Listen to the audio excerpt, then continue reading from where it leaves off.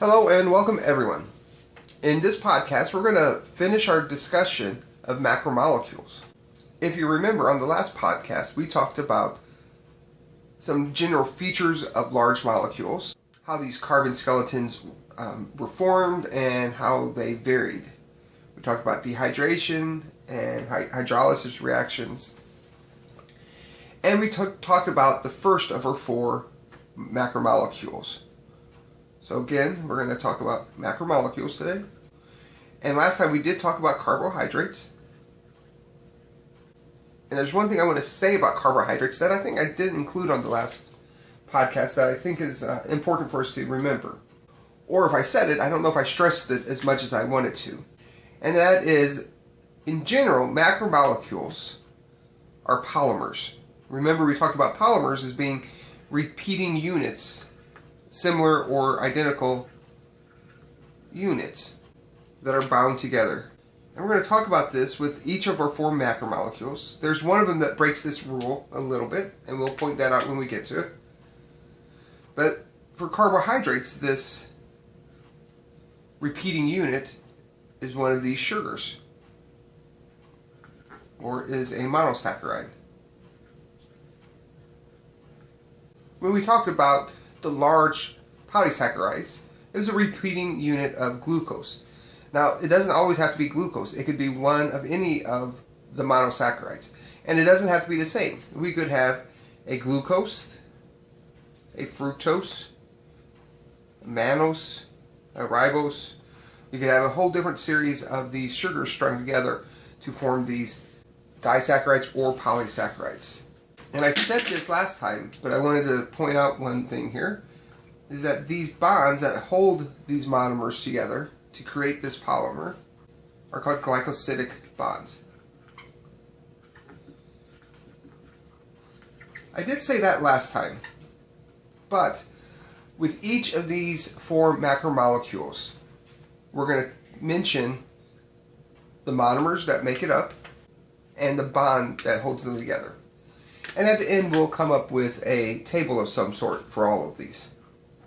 Now, the other three macromolecules include proteins,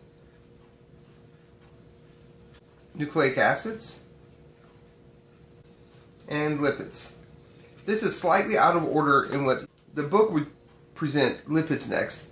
I would present them last because lipids don't exactly follow this rule of forming polymers from identical or similar monomers.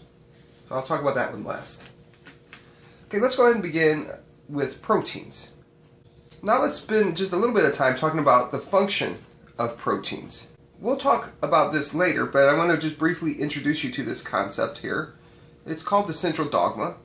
And the central dogma says we go from DNA, or a gene, and we make an RNA. And then from RNA we make proteins. And it's the proteins that give us the function of the organism. They are what gives us our phenotypes, the color of our eyes, the color of our hair, whether or not we have hair. In some ways, it helps determine our personalities, our ability to fight off diseases, our ability to sustain life. So let's think more specifically about these functions. And let me remind you, this was called the central dogma. But the point was to get to these proteins. So what are some of these functions, more specifically? They can function as enzymes. Enzymes carry out biochemical reactions in our cells, much like the amylase does when we chewed the bread in class and it broke down the starch in that bread to give us the glucose, which provided the sugary taste, the sweet taste. They can form a function in defense, as being part of our immune system to help fight off bacterial or viral infections. They can function as a storage protein. Some of these proteins may store fats or help cluster various chemicals in our cells, like iron. They can also function as a transport protein. And what I mean by this is if we have a cell, like so, and we want to get some kind of compound on the outside of the cell and get it into the cell, Often these compounds cannot just readily move across this membrane. They require some kind of transport protein to bring them across that cell membrane. So transport proteins are important in moving various particles across the cell membrane, or within the cell from one part of the cell to another part of the cell. Hormones. Hormones in our bodies help regulate cellular functions, and so these are usually proteins. They can be receptor proteins. That might be a term you haven't heard before, but if we talk about the outside of our cell again, similar as we did here, sometimes the outside of our cell may need to communicate with the outside of the cell. And up here we had the cell moving, the particle moving across the cell membrane, but sometimes we may have something that needs to bind to this receptor. And when it binds to this receptor, it causes a downstream event to occur inside the cell. So these are receptors. So they help function in communication. We have two more I want to mention. 7 is that sometimes proteins will act as contractile or motor proteins. This is probably easiest to think about these contractile proteins because this is what provides our muscles to move. And lastly, structural proteins. These are proteins that help hold our cells together, and in some cases provide a flexible cell and flexible tissues, and in other cases it may provide a more rigid structure, more rigid cell, or a more rigid tissue. Alright, I'm going to erase this now. And remember, I told you at the beginning of this podcast, I wanted to remind you that these macromolecules are ultimately polymers of repeating monomers. And proteins are no different. Their repeating monomer are called amino acids. They are held together by bonds. In reality, I made these bonds perhaps a bit too wide, but that's okay. This is just to kind of give you an idea of what we're talking about. These bonds are called peptide bonds. I'm going to come back to these amino acids right now and talk about how their structure is. Every amino acid has this basic structure.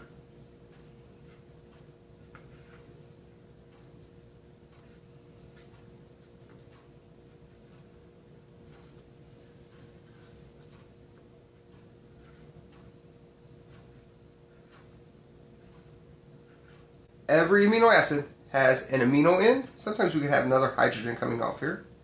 So I'm just going to dot this off and remind us that this is called the amino end, because this is an amino group. And then this is the carboxyl group. When we write an amino acid, we always write it with the amino group on the left and the carboxyl group on the right. And on the right here is the carboxyl group.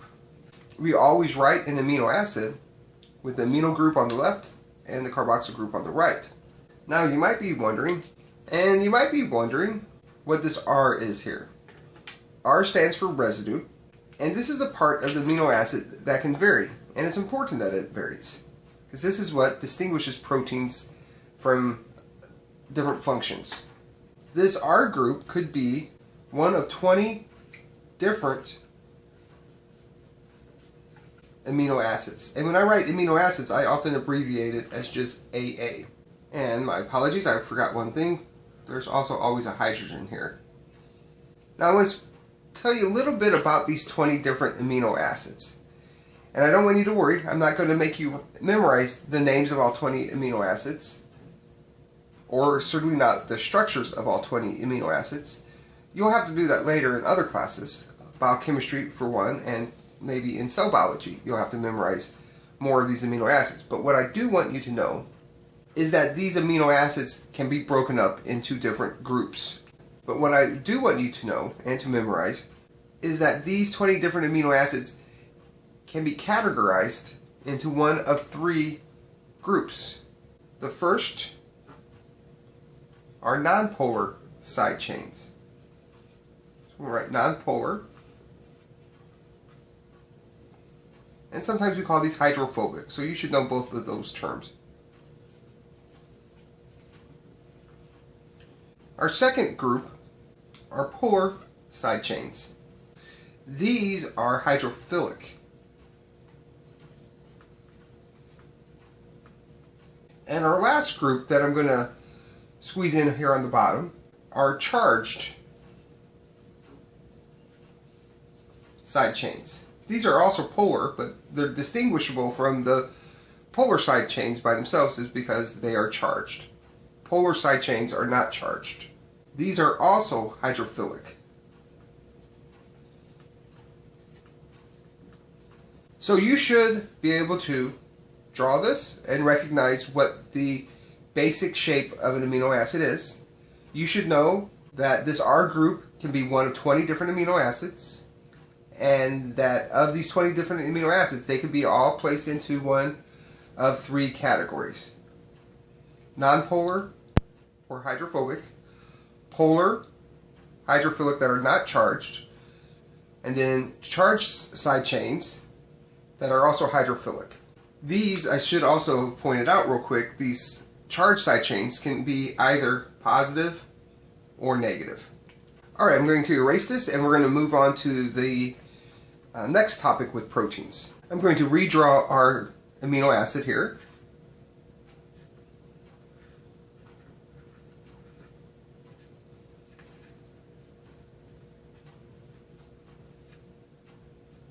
Now remember, I said that proteins are this repeating unit of monomers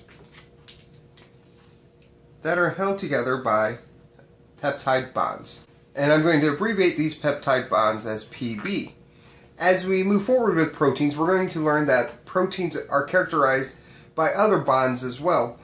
But the fundamental bond that holds these monomers together are peptide bonds. And these peptide bonds, I should say, are covalent bonds. All of the bonds that hold these monomers together are covalent bonds. Alright, so now how do we form this peptide bond? And I'm going to draw the next amino acid in green. And remember, we always have an amino end, and we always have the carboxyl end. And with this R chain, that's variable. Now I forgot to put the hydroxyl group here.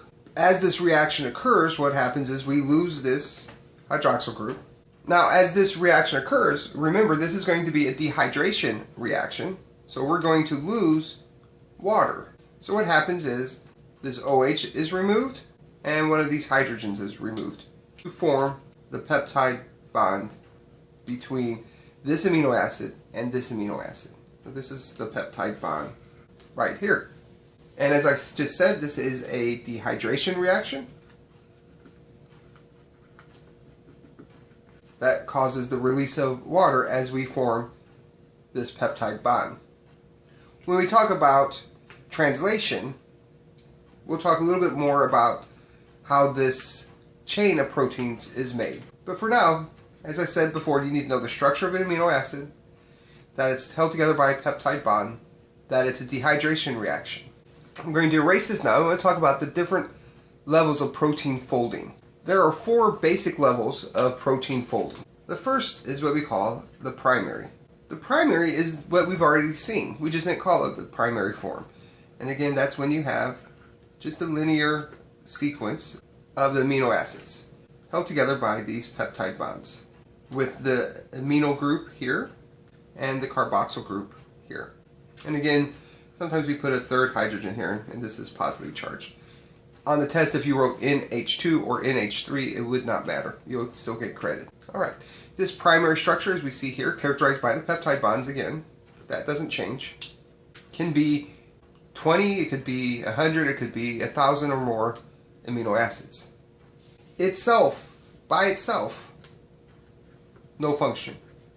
The secondary level of protein folding is when we take this sequence here of amino acids, this primary sequence, and we begin to fold it based upon amino acids near it. So we may form something like this, and I'm not going to draw the little round structures as amino acids right now, but they may form small folds like this, or they may form folds that kind of spiral. These we call beta pleated sheets. these little spirals here we call alpha helixes. Or we'll just write helix here. Typically these don't have a lot of function, but sometimes they do. For instance, an interesting example is that these prion diseases, like mad cow disease or chronic wasting disease that we might see in deer populations, these diseases are characterized by the secondary structure of certain proteins found in our brains. The next level of protein folding is tertiary. Sometimes we abbreviate tertiary as 3 0 like that, secondary as 2 0, just in case you see me using this in class, or 1 0 for primary. So just like the secondary is characterized by certain folds, the tertiary is also characterized by certain folds. The difference is that in secondary level of folding, it's characterized by the amino acids near it. Tertiary folding are characterized by the interactions of these amino acids with perhaps amino acids on the opposite end of the chain. They don't have to be near them. They can be near them, but they don't have to be. So I'm going to attempt to draw this here in a tertiary fold. So we still have our secondary fold. We haven't lost that. But maybe now it loops down here.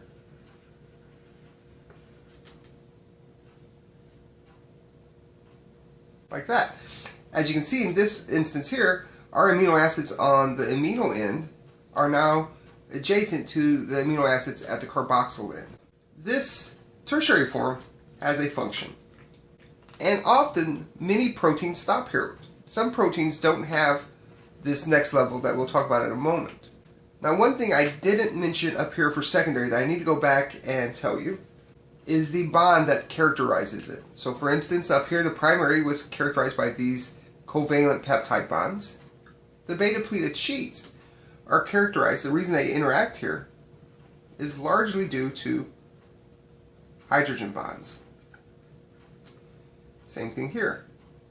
Tertiary folding here is largely characterized. There's a lot of different things that could bring them together. Certainly hydrogen bonds can play a role. Sulfur bonds can play a role.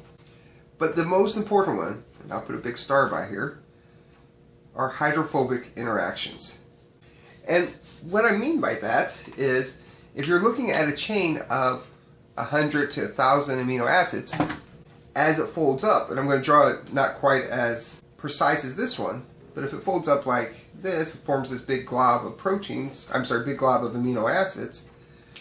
What we know is on the outside of this protein, we're going to have hydrophilic amino acids. Remember we said this R group could be hydrophilic or it could be hydrophobic. The proteins, or rather the amino acids that have hydrophobic residues are going to be found in the middle of the protein, or you could say the interior of the protein. Remember, hydrophilic residues interact with water, and so they're going to be on the outside. Hydrophobic ones don't interact with water, and they're going to be stuck in the middle. And that's where we want them. And based upon the need to get these hydrophobic amino acids into the middle of the protein, helps characterize exactly how this protein folds. These proteins fold, even though they often look like this big glob of proteins, or of amino acids, they fold in a very precise manner. So now I want to tell you about one more protein. And I don't have any more room to write down here, so I'm going to squeeze it in and put it up here. And the name of this protein is called chaperonin. And the chaperonin proteins play a very important role in folding this protein in a very specific manner. Even though it kind of looks like a big glob of amino acids, the way it folds is very precise to give this tertiary protein a very specific function. Now I'm going to erase this to talk about the fourth level. And this fourth level of protein folding is called the quaternary.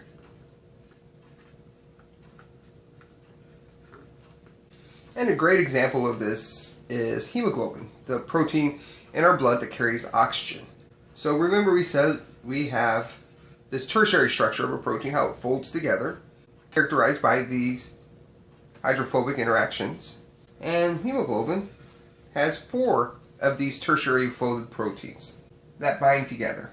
There are the beta proteins, or subunits, and the alpha subunits. They're very similar because they're all called hemoglobin tertiary proteins, but they're a little different.